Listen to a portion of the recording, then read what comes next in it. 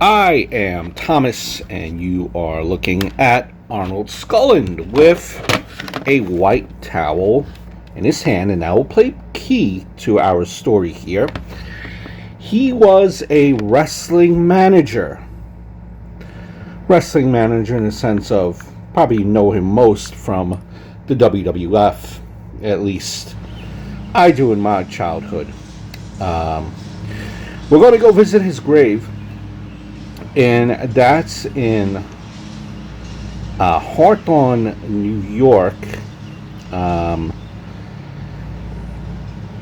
Gate of Heaven Cemetery is where it is, and unlike most wrestlers, unfortunately, he lived a long and fulfilling life. You hear so many tragedies, so many stories of wrestlers dying early. But Arnold Skaaland, WWF, yes, I'm sure some of you are rolling of the eyes. Yes, wrestling, as in Vince McMahon, WWF. Say what you want to say. We all know it's fake, it's scripted, and you need a lot of athleticism. What always drew me in, being 40 years old now, over 40, was not only the larger-than-life characters, but also the storyline, the story behind what is going on in the ring. And that's what usually happens. There's a story, there's a reason why they're wrestling, why they're fighting, and it all plays out in the ring. My age group, I remember this event, which he's probably most noted for, most known, is being a manager in 83, at that point, in Madison Square Garden, throwing in the towel on Bob Backlund. Now, when you throw in the towel, means that you quit, you submit, you give up. Arnold Skaaland did that for Bob Backlund. And the character Bob Backlund was a kind of tougher than nails, all-American character, going up against a character that was the Iron Sheik from Iran. And you remember during that time in the early 80s, the character and what was going on in Iran, the Iron Sheik was portrayed as a bad guy. Backlund was portrayed as a good guy. So Arnold Skaaland throws in the towel on Bob Backlund in 1983, and all goes ho-hum, goes quiet. It ends a 6-year reign as champion, the longest at that time for Bob Backlund, the all-American, good old country boy. Here is a picture, and it comes ahead 10 years later. Months, and he became like here's the explanation. And, after that, he won the title, and he held it for 6 years. Indeed, this happens in 94. Arnold Skaaland explaining the events from 10 years earlier as to why he threw in the towel in December of 1983 on Bob Backlund. When Bob Backlund was in a rather precarious position, a submission hold, as it were. Back in. And you threw the towel in on Bob Backlund. There you see the towel. I did, Vince. It was a hard thing to do. I've known Backlund, and I know what kind of man he was, and I know he would never give up. I was just thinking about his future. That's the only reason I threw the towel. You want to ruin his future. Has Bob Backlund in any way expressed his appreciation for you saving his career at that time? Has there been any dialogue at all between you and Bob Backlund since December of 1983? No way at all, Vince. It's been 10 years since I've... And here comes running in Bob Backlund. And as you're looking at the video, the explanation for Arnold Skaaland as to why he did what he did is because he was worried about his future. He wanted to protect him down the road, protect his career in the future. And Bob Backlund said, I've survived many of things. Hurricanes, earthquakes, plane crashes. And you threw in the towel on me. And I have not been able to get back to that spot that I was. You ruined my life, basically. Here is the still photo of that event.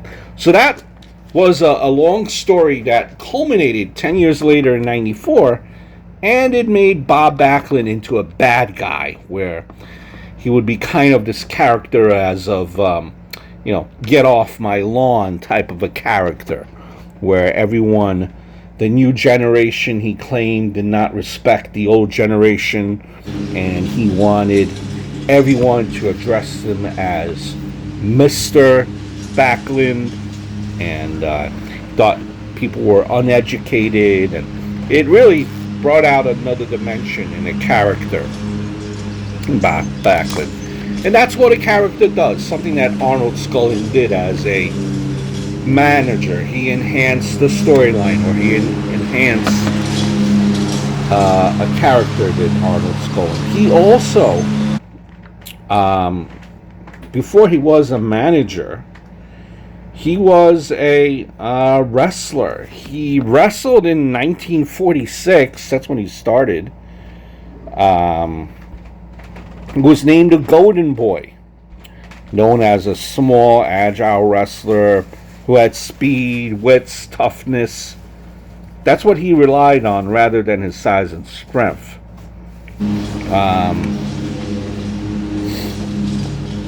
Great wrestler. After a couple of years, he jumped in 1963. He jumped to the Worldwide Wrestling Federation, which became the WWF.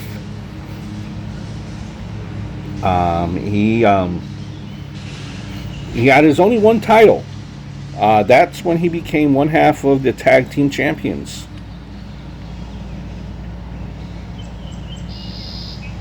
Spiros Arion, that was his partner.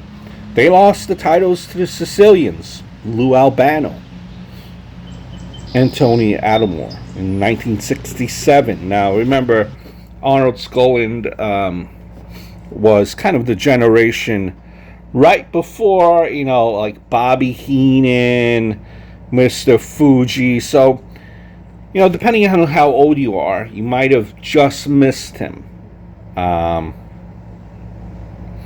But, he was a big part of wrestling. He managed also Bruno Sammartino. Bruno Sammartino, before there was like Hulk Hogan, there was Bruno Sammartino, who, like in New York, where Arnold was from and where he was buried, Bruno Sammartino was larger than life. In New York, there is a large Italian population, and Bruno Sammartino was looked upon as a hero, a man that would always win in the ring. Now, back then, remember that a lot of people didn't know that wrestling was scripted, and that the outcome was predetermined. Everything was kept as a hush-hush, and that's what. Back then, a lot of people did not really know how wrestling really was, and you might argue that's when it was probably at its best. Many stages that wrestling has went through, but Arnold Skaaland was there, and he played a huge part in characters like Bob Backlund, again, and Bruno Sammartino. He also, after his time, he eventually went into the Wrestling Hall of Fame, the WWF, which was later renamed WWE Wrestling Hall of Fame, in 1994. But prior from that time, when he left as a manager, after his time with Backlund, he would be an agent. And as an agent, what agents do is they put together matches for the wrestlers, meaning, they suggest various moves and how to portray a certain story. Your facial expressions, your pauses in the ring, that type of stuff. So that's what he served as a agent for a couple of years as well. So he was a wrestler, a manager, and an agent. Just one of the pioneers that set a precedent for the wrestling industry.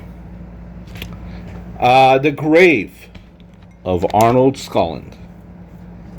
I hope all is well. Look forward to speaking to you soon.